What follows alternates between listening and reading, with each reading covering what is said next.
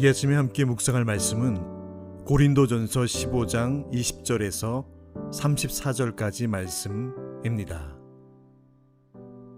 그러나 이제 그리스도께서 죽은 자 가운데서 다시 살아나사 잠자는 자들의 첫 열매가 되셨도다. 사망이 한 사람으로 말미암았으니 죽은 자의 부활도 한 사람으로 말미암는도다. 아담 안에서 모든 사람이 죽은 것 같이 그리스도 안에서 모든 사람이 삶을 얻으리라.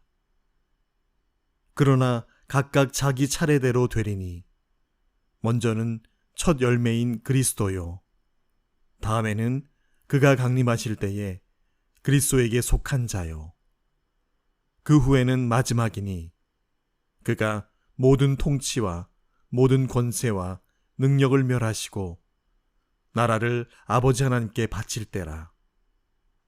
그가 모든 원수를 그 발 아래에 둘 때까지 반드시 왕노릇 하시리니 맨 나중에 멸망받을 원수는 사망이니라.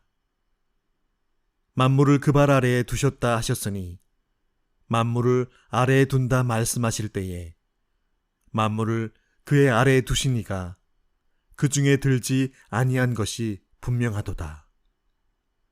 만물을 그에게 복종하게 하실 때에는 아들 자신도 그때에 만물을 자기에게 복종하게 하신 이에게 복종하게 되리니 이는 하나님이 만유의 주로서 만유 안에 계시려 하심이라. 만일 죽은 자들이 도무지 다시 살아나지 못하면 죽은 자들을 위하여 세례를 받는 자들이 무엇을 하겠느냐? 어찌하여 그들을 위하여 세례를 받느냐? 또 어찌하여 우리가 언제나 위험을 무릅쓰리요? 형제들아, 내가 그리스도 예수 우리 주 안에서 가진 바 너희에 대한 나의 자랑을 두고 단언하노니 나는 날마다 죽노라. 내가 사람의 방법으로 에베소에서 맹세와 더불어 싸웠다면 내게 무슨 유익이 있으리요? 죽은 자가 다시 살아나지 못한다면 내일 죽을 터이니 먹고 마시자 하리라. 속지 말라. 악한 동무들은 선한 행실을 더럽히나니 깨어 의를 행하고 죄를 짓지 말라. 하나님을 알지 못하는 자가 있기로 내가 너희를 부끄럽게 하기 위하여 말하노라. 아멘. 이전 단락에서 바울은 그리스도께서 부활하지 않으셨다면 우리의 부활도 있을 수 없다라고 설명합니다. 우리가 바라는 것이 이 세상뿐이면 우리는 누구보다 더 불쌍한 자일 수밖에 없다라고 합니다. 그러나 실상은 그렇지 않다고 바울은 분명히 말하지요. 그리스도께서 부활하셨고 우리에게도 부활이 있다는 것을 본절에서 다시 한번 단언합니다.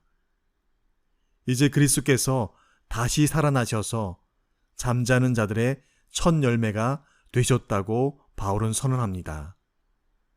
첫 열매는 뒤이어 다른 열매들도 수확할 것임을 보증합니다. 예수님이 첫 열매로서 죽은 자 가운데서 다시 살아나신 것처럼 그를 믿는 자들이 그와 같이 다시 살아날 것을 보증해 준다는 것이죠. 첫 열매인 그리스도의 부활은 이제 더 많은 수확, 즉 성도들의 부활이 있을 것을 예견합니다. 그러므로 그리스도께서 부활하셨다는 이 복음을 듣고 성도의 육체적 부활을 부인하는 것은 첫 열매를 보고도 이후의 열매를 부정하는 어리석은 것이 된다고 설명합니다. 오늘 본문 21절로 22절까지 바울은 사망과 생명을 대조하면서 아담 안에 있는 모든 자는 죽음에 이르른다는 것, 반면에 그리스도는 부활과 생명을 가져오셨음을 말합니다. 그리스도 안에 있는 모든 자는 삶을 얻게 됩니다. 그리고 부활에 참여할 사람들은 그리스도 안에 있는 사람들임을 밝히고 있습니다. 그리스도 안에 있다는 것은 그리스도와의 연합을 의미하지요. 그리스도와의 연합은 그리스도를 믿음으로, 그리고 그리스도와 연합한 자는 그리스도께서 부활하신 것처럼 동일하게 부활하며 생명을 얻게 됨을 말합니다. 23절로 28절까지 특별히 그 시작에 각각 차례대로라는 표현으로 그리스도가 첫 열매이며 다음에는 그가 강림하실 때 차례대로 그리스도에게 속한 자들이 부활하게 될 것을 확증합니다. 그리고 마지막 때에 그리스도는 그 나라를 아버지 하나님께 드리지요. 그리스도는 왕으로서 통치하시며 그 통치권을 하나님께 넘겨드립니다. 이 통치와 권세와 능력은 하나님을 대적하는 우주론적 지위나 세력을 가리키며 영적 세력뿐 아니라 악을 행하는 땅의 모든 통치 세력과 죽음을 다 멸하실 것이라고 바울은 그리 설명합니다. 오늘 본문의 표현대로 바울은 특별히 시편 8편 6절과 110편 1절에 근거해서 그리스도께서 모든 원수와 만물을 그 발 아래 두셨음을 우리에게 가르치고 있습니다. 하나님은 예수 그리스도를 부활시키시고 보좌 우편에 앉으셨으며 그에게 모든 통치권을 주어 만물을 다스리게 하셨지요. 사망도 마침내 멸망할 것이다 라고 오늘 바울은 기록합니다. 그리스도께서는 하나님의 아들로서 아버지 하나님의 권세를 위임받아 원수와 사망을 물리치시고 그렇게 하나님의 영광을 나타나시게 되죠. 바울은 특별히 부활을 변호하기 위해 두 가지 질문을 던지고 있습니다. 먼저 부활이 없다면 죽은 자들을 위해 세례받는 것이 무엇이 유익한지 질문합니다. 고린도 교회에는 세례받지 못하고 죽은 자들을 위해 세례를 받은 자들이 있었던 것으로 보여집니다. 바울은 이러한 세례를 긍정하기 위해 죽은 자를 위한 세례를 언급하는 것이 아니라 부활이 없다면 죽은 자를 위해 세례를 받는 그들의 행위가 무의미하다는 말을 통해 부활이 분명히 있음을 논증하는 것이죠. 바울이 두 번째 언급하는 것은 위험과 고난을 감수하는 이유입니다. 30절에 어찌하여 우리가 언제나 위험을 무릅쓰리요. 그리고 31절에 나는 그래서 날마다 죽노라 라는 고백을 통해 그가 겪는 고난의 심각성을 짐작하게 해주고 있습니다. 바울은 날마다 죽음의 위험 속에서 고난을 감수하며 복음을 전하고 있었지요. 특별히 32절에 에베소에서 맹수와 더불어 싸웠다 라고 그리 고백하는데요. 로마 시민이었던 바울이 실제로 맹수와 더불어 싸우지는 않았을 것인데 이는 비유적으로 에베소에서 겪었던 극심한 고난을 표현하고 있습니다. 사도행전 16장 9절에 언급한 대적하는 자들과의 싸워야 할 상황을 가리키는 것일 수도 있습니다. 바울은 복음을 위해 위험을 무릅쓰는 그 이유는 바로 부활이 있기 때문이라고 그는 그렇게 고백합니다. 그러한 고난이 부활이 있다는 증거라고 말하고 있습니다. 사도 바울 역시 이 부활이 없다면 자신이 목숨을 건 사역은 아무 의미 없다라고 그는 그리 고백하고 있습니다.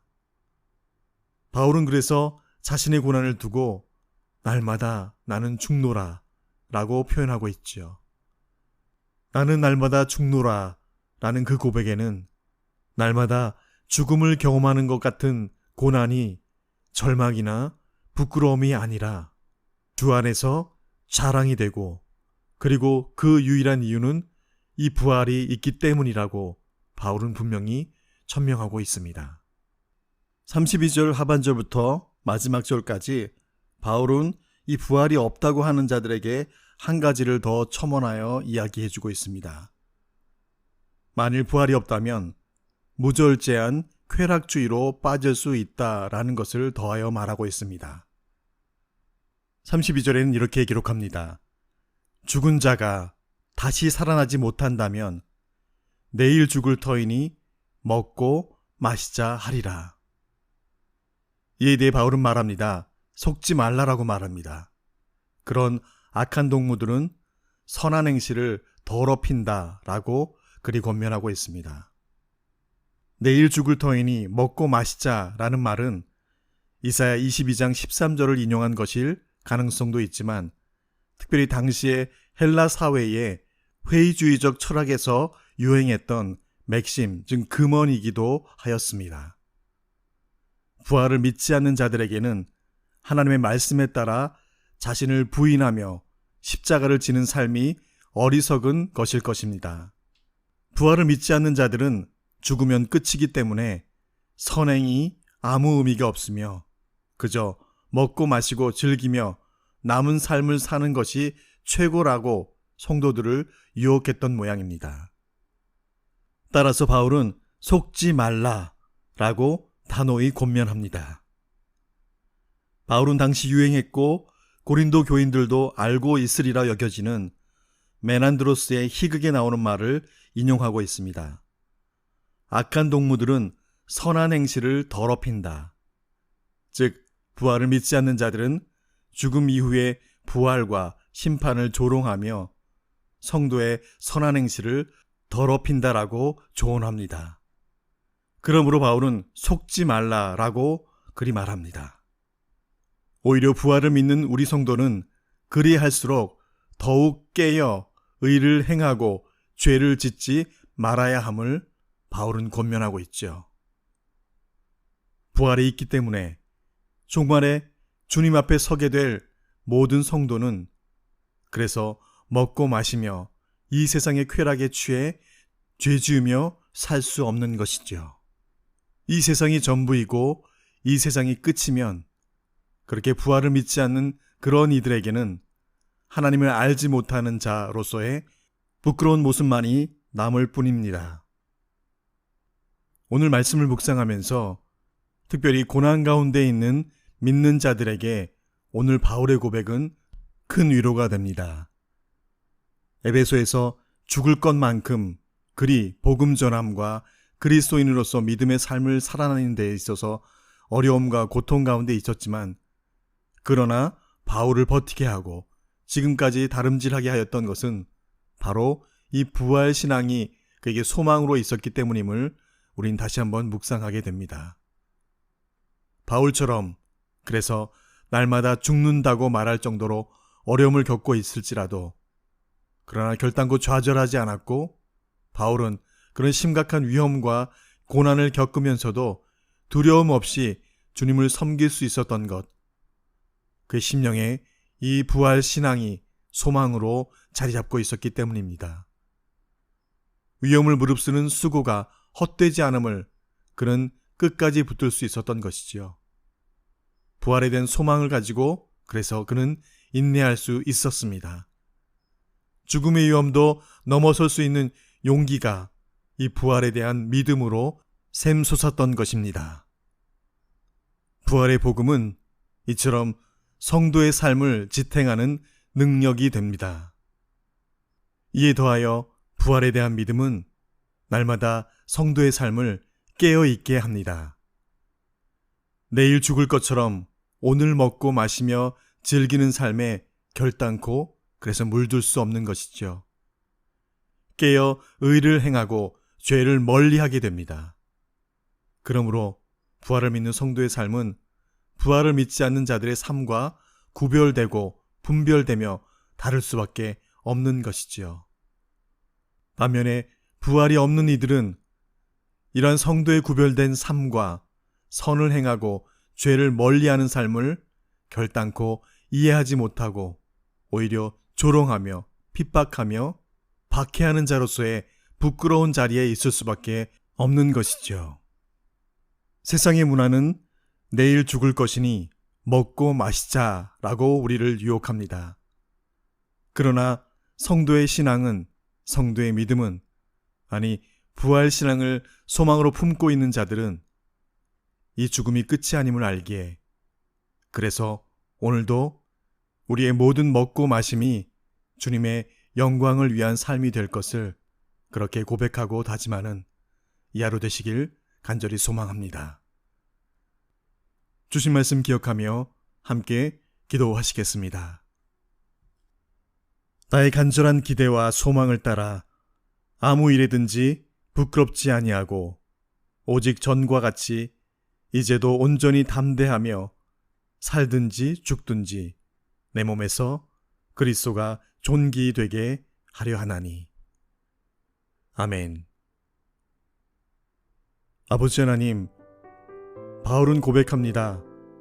내가 수고를 넘치도록 하고 옥에 갇히기도 더 많이 하고 매도 수없이 맞고 여러 번 죽을 뻔하였으니 유대인들에게 40에 하나 감한 매를 5번 맞았으며 3번 태장으로 맞고 1번 돌로 맞고 3번 파선하는데 일주야를 기품에서 지냈으며. 바울이 이 복음을 위해서 얼마나 인내와 수고로 달려왔는지를 종용이 다시 한번 귀 기울이게 됩니다. 오늘 그의 고백처럼 에베소에서 죽을 것 같은 그런 고난 속에서도 그래서 나는 날마다 죽노라 라고 하면서도 그가 이 복음 증인의 삶을 끝까지 달려올 수 있었음은 바로 그의 심령에 심어주신 변치 않고 흔들릴 수 없는 부활신앙을 소망으로 두셨기 때문임을 묵상할 때 주님, 동일한 그 부활신앙 우리 심령에 심어주신 대로 오늘도 주님, 내일이 없는 것처럼 이 땅이 전부인 것처럼 살고 있는 수많은 문영혼들에게 주님, 이 죽음이 끝이 아님을, 부활 이후에 우리의 새로운 삶이 있음을 기억하며 증거하는 부활신앙의 전령사들 다 되게 하여 주시옵소서. 모든 믿는 자들의 부활의 첫 열매가 되어주신 우리 구주 예수님의 이름으로 기도합니다. 아멘.